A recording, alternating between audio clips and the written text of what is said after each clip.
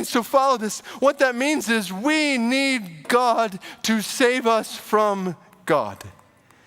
You put all this together. It's a very different way to think about it. Not centered on man anymore. We're centered on God, and we need him to do. Every single one of us in this room, other campuses, is one day going to stand before this God as judge. Could be today for any one of us. And every single one of us will stand guilty of sin against him on that day. Which means every one of us will stand before him deserving of his just judgment and his eternal wrath. Which leads to the question, right? Like, what can we do? And the answer is, there's nothing we can do. All kinds of people today, all over the world, try all kinds of ways to appease God, practice this or that religion. Here, go to church, be a good person. But none of these things can eliminate the stain of sin and guilt on all of our hearts before a holy God. People say, well, isn't God loving? Can he just forgive us of our sins? This is where John Stott said, forgiveness is for God the profoundest of problems. And here's why. Because God's forgiveness of sinners is a threat to his holy character. Think about it with me. If God simply forgives sin and acquits sinners, then is he a just judge?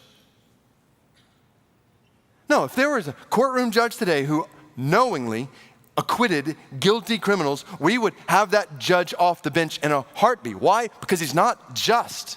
We decry unjust systems in our society, as we should, because we expect justice. And so with God, if God is just and we are guilty, then the question is not why it's difficult for God to forgive us. The question is, how is it possible for him to forgive us? Which then means we need God to do for us what we cannot do for ourselves. And this is the great news of the Bible, because God has done it.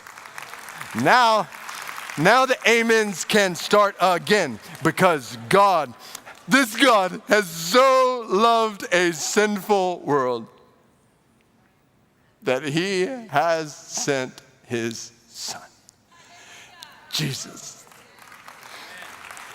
to save us from the wrath we deserve. People say, why are we talking about God's wrath?